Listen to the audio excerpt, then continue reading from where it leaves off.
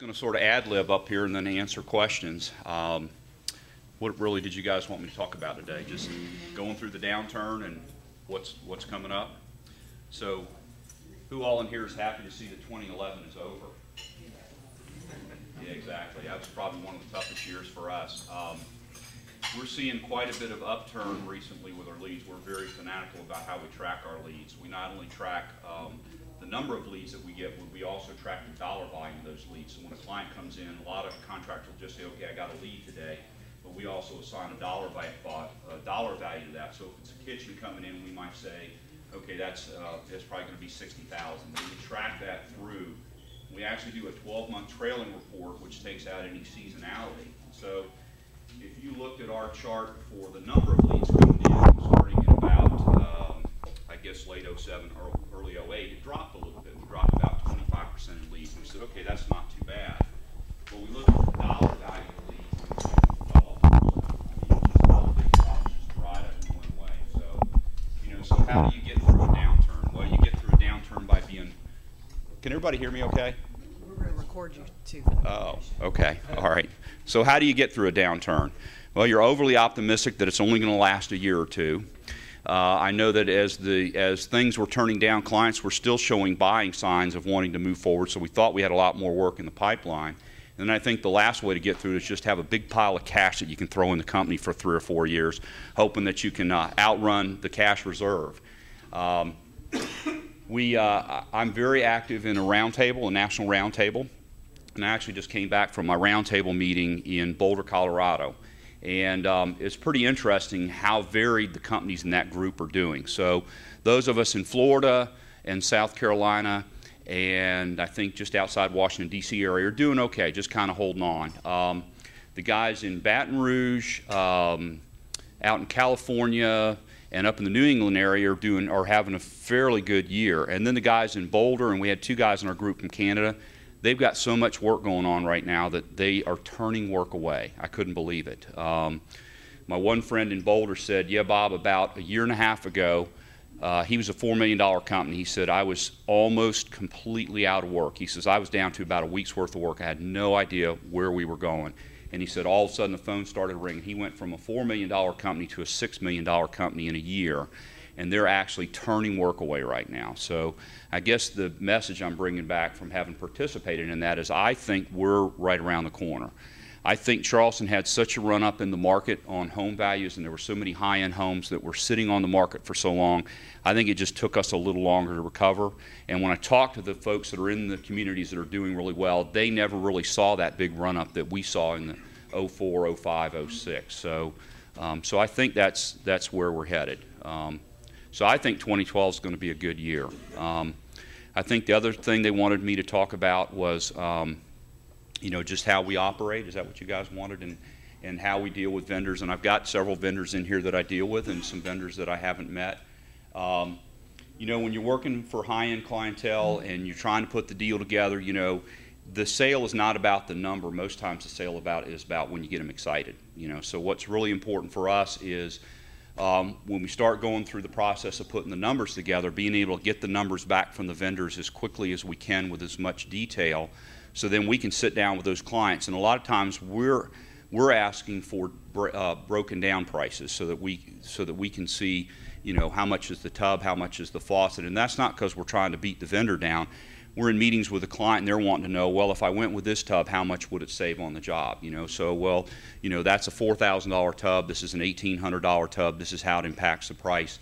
And it's a constant balancing act as we're going through that design process and the selections and trying to finalize the contract of, what product they're going to go with. And, we really need to strike when the iron's hot of when they get excited and they start asking, how long is it going to take? When can you start? We want to have all that information so that we're able to close that deal as quickly as possible. The other thing that's really important to us is communication. We're in these clients' homes day in and day out. And, we realize that things come up, especially with subcontractors, that another job will run over or there's extra on the jobs. But communication is really important because when the client's expecting the plumber on Tuesday morning and the plumber doesn't show up, it's usually not a problem if you call the client and say, hey, the plumber's tied up. But when the plumber just doesn't show up, that really makes us look stupid that we don't know what's going on. So Lots of communication back and forth. We don't necessarily price shop. We're not looking for the cheapest price, but we're looking for the best value. I mean, I always weigh out in the equation the service that we're getting and the quality of the product that we're getting and the longevity of the product, and I try and weigh those out for my client that, yeah, you could go to Home Depot and buy a faucet, but it's probably plastic, whereas if you go to Moelis or Ferguson, it's going to be a brass valve body, and it's going to last a lot longer, and so therefore you're going to spend $300 or $400 for a faucet, not $150 for it. So there's a lot of work for us to educate the clients on what they're getting. And then as far as pay scale, I mean, how we work, I mean, most of you guys in here, I think, are vendors, not subcontractors. You're a subcontractor. I just implemented a policy years ago that whatever work you had done by Wednesday night, you have a bill in Thursday at noon, you get a check Friday at noon. And the reason for doing that is, and you know this, the other guy's going to pay me in 2 weeks, Bob's going to pay me on Friday, I'm going to go to Bob's job. So that's what we try and do. And we try and discount our bills. I think some of you in the room know we haven't been discounting as much as we used to. We discounted all the time a few years ago. I mean, we've been a little stretched from time to time, getting those payments in on time and trying to honor those commitments. So, we just try and hold those values of doing the right thing and communicating. So I thought I'd just open the floor up and see if there was any questions. You mentioned in the beginning that you were tracking permits. Tracking my leads. Your leads. Right. Your leads, okay. Yes. Your leads that you, so if a client calls in, they're a lead. Or the phone's ringing? Well, for us, we do a lot. We really do a lot of marketing. We're in the magazine. We do the home show. We do mailers. We did a little bit of TV earlier this year, which worked okay. Didn't work as well as we had hoped, but worked okay. We do a lot of networking with realtors, with you folks that we do business with. I mean, if my marketing person were here, she'd probably list 25 other things that we do to try and bring business in the door. And so we wanted to really get sophisticated about how we track the kind of clients that we had coming in the door.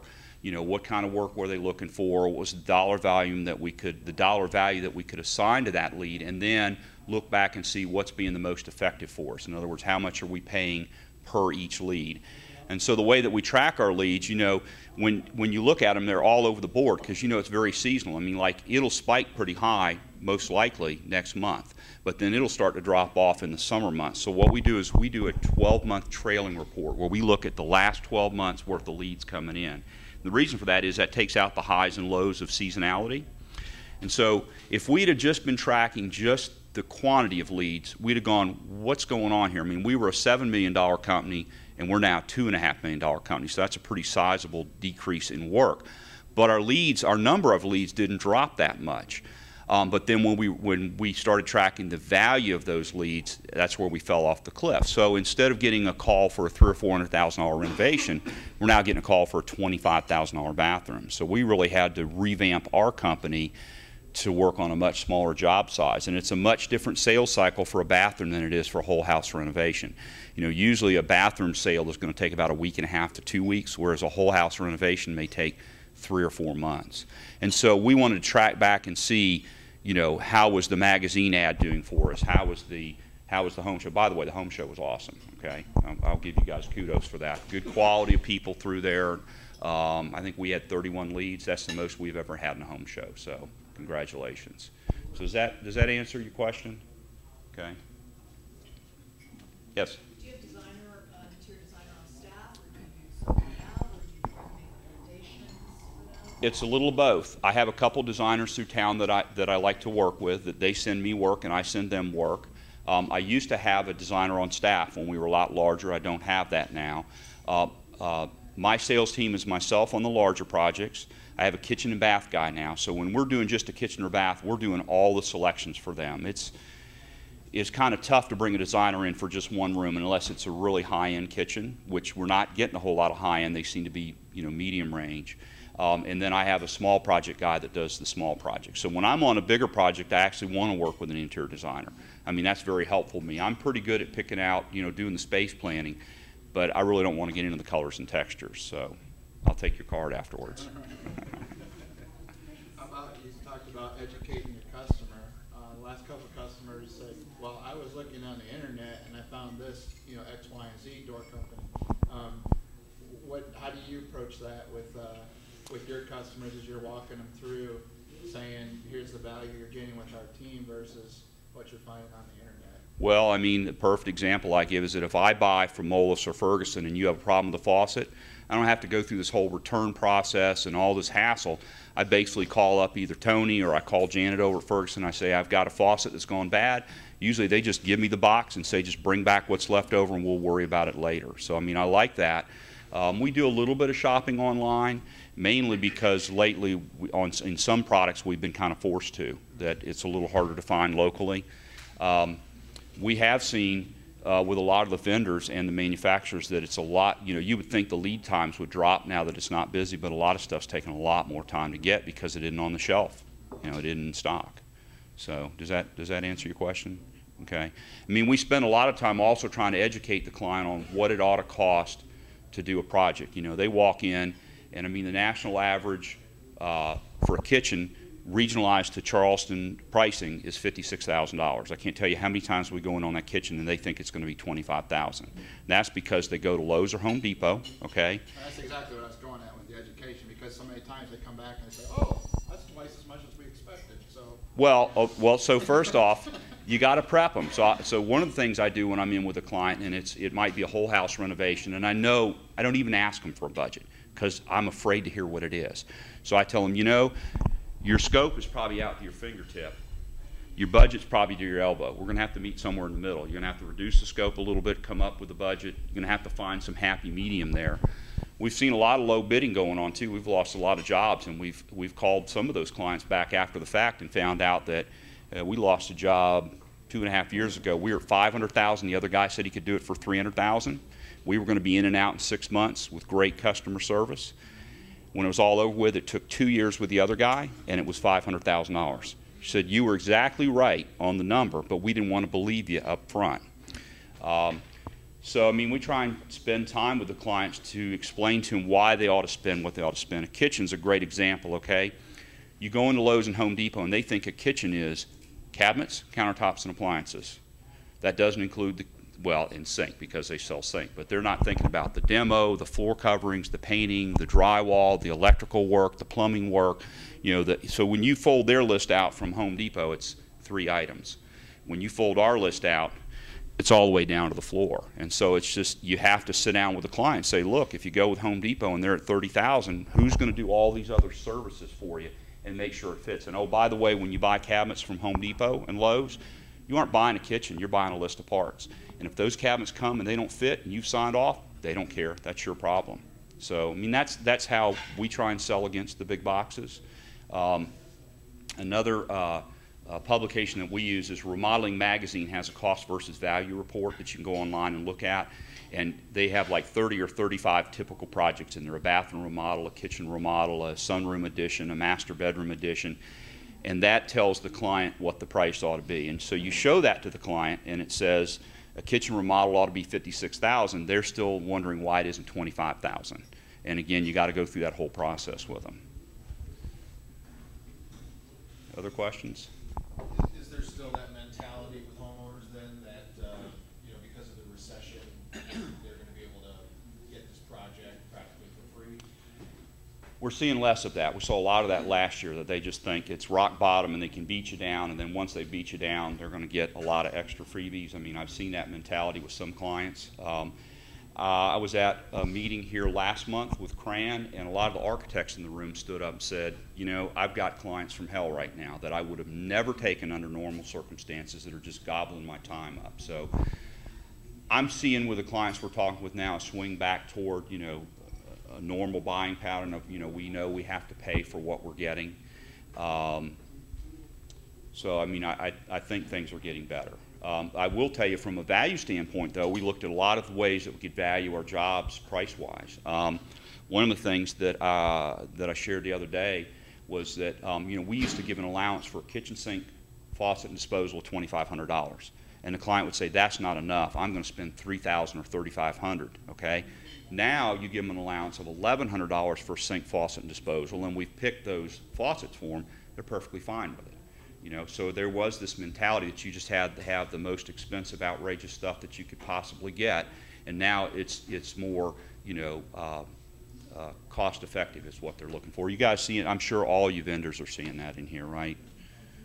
And I think everybody that I deal with in here has found ways to find more cost effective products to offer the client. Okay? How involved are you folks at Classic Remodeling with helping the homeowner pick the different products versus the homeowner doing that on their own? How involved are we? Do we ever show up at any of your showrooms without somebody with our company there? You have, and from our standpoint, that's part of the service that we're selling. The client goes out, they get very confused, okay? So what happens is, and this is an example I use, Jay, and I'm sorry, but you're going to do granite countertops for them, but they go to the tile store, and of course the tile store is selling tile, so they try and talk them into a tile countertop. So then the client's all confused, okay? So I find it's helpful to be there with them because it's overwhelming to me. I was joking around with Tony the other day. You could get any toilet you wanted at Moelis 20 years ago as long as it was white, okay? And it was Elger. And that was it. And now you go in there and there's like 100 toilets to pick from. So it's overwhelming and confusing for them. So we find that if we can steer them towards certain products that fit the price range and what they're trying to accomplish, and then also help them sort through, do I want tile countertops? Do I want granite? Do I want a granite backsplash? Do I want a tile backsplash? It's very easy for them to get in the showrooms and start wandering and getting lost. And so we find that if we spend the time with them, it gets them through to contract quicker, and it also helps solidify that they know what they're getting and they're very comfortable with it. We also spend a lot of time gathering samples. We make a basket in our office so that they see the tile, they see a piece of the granite, they see the cabinet door, they see the paint colors, and that's all there for them to come and see when they come to work with us. So we pull all that out, lay it on the counter, and they can feel comfortable about what they're doing. The most difficult part of our job is the selection process. It's the most difficult. It's time consuming, and there's just so much out there, and their friend says they ought to do green, and the other friend says blue, and their sister says this, and they went online and they watch TV on Saturday, and they're so damn confused by the time they get ready to go forward, they don't know what they want. So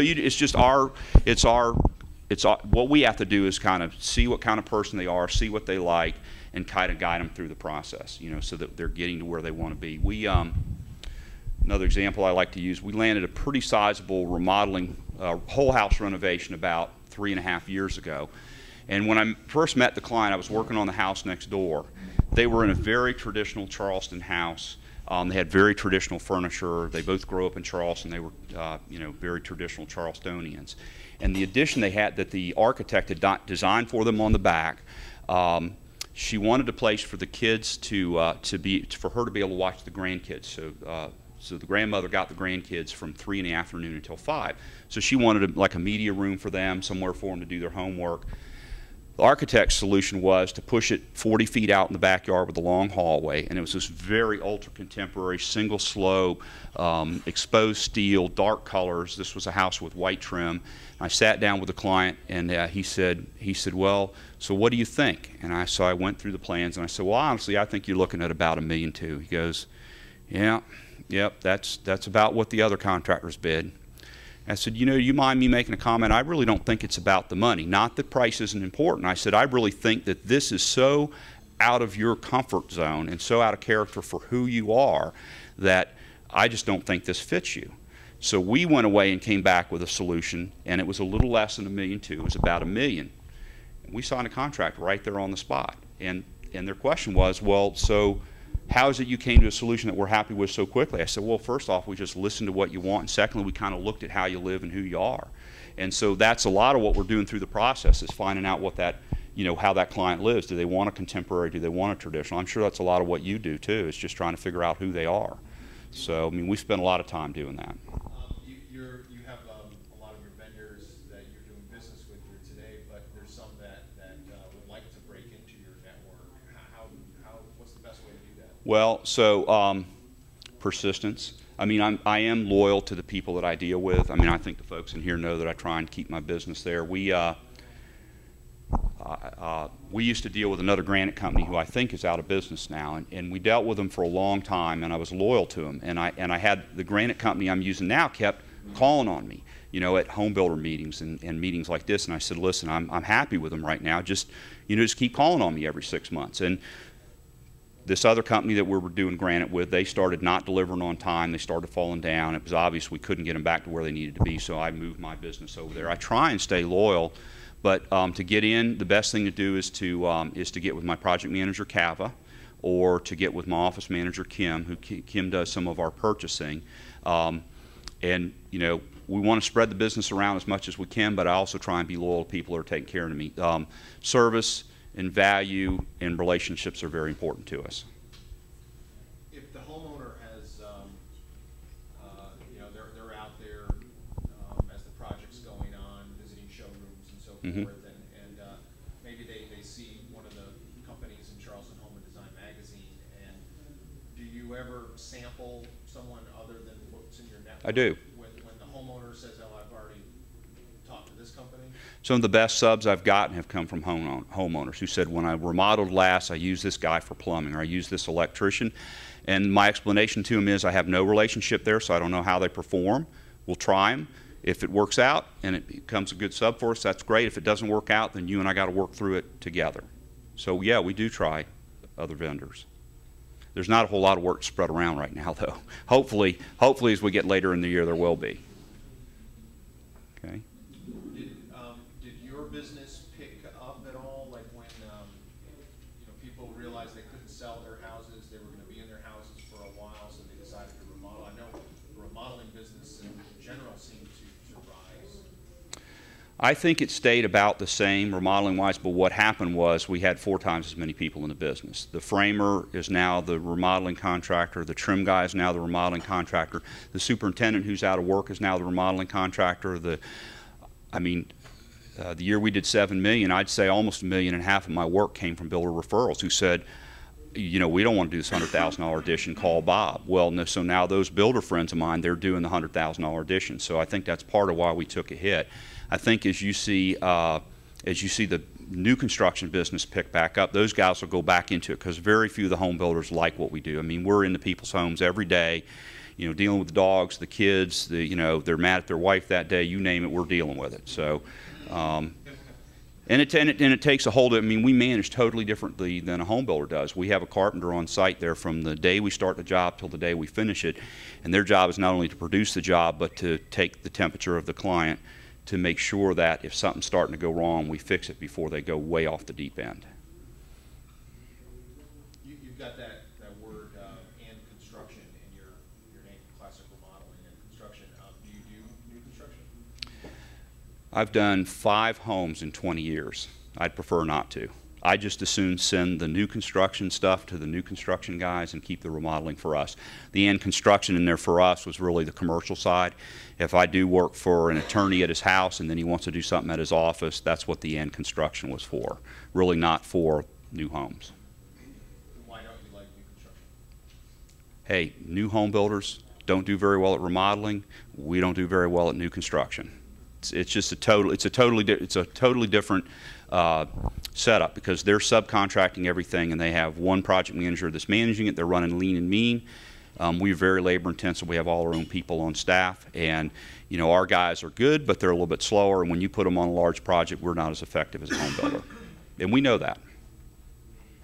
What's the best way for the folks here today to kind of keep abreast of projects that you've got coming up or that you're doing currently?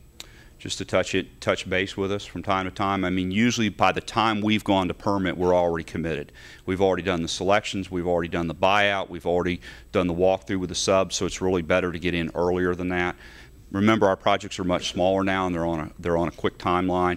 And so when we sign a contract, we want to know who the team is, what the products we're using, and we want all that stuff ready to go out of the gate. It's much different than a house where you start the house and then you figure it out. We figure it out and then we start it. So I would say to call on us to come by and see our project manager, or just come by our office and check in from time to time. And we've had vendors that have come by numerous times, and all of a sudden they walk in the door and, oh wow, you know what, I got a project coming up next week and I actually need that service, let's sit down and talk. So that's the best way to get in with us anyway. Anybody else? All right. Do you still do a separate company that surveys all your past customers like you used to? Yeah, we use, is anybody in here familiar with Guild Quality? So we use Guild Quality to do our surveying. And so on any job over $25,000, Guild Quality out of Atlanta surveys our clients at the end of the job. How did they do? Did you get good value? Did they take care of you? Were they responsive? Would you recommend them?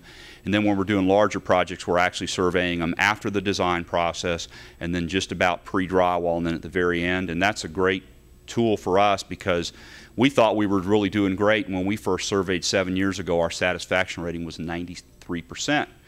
Which in an industry is typically 60, but 93 wasn't good enough. We've got it up to just, I think, just under 99% now. But clients will tell that survey things they won't tell you directly. And if you get that survey midway through on a large project, I mean, we had a project one time, the guys didn't put a dust barrier up in a room correctly, and a little bit of dust got in the next room over. She wouldn't tell us, but she put it on the survey. So we immediately responded, and that way we were able to turn a job around and salvage it and keep her happy. All right. Anybody else? All right. Very good. Thank you. Thank you very much.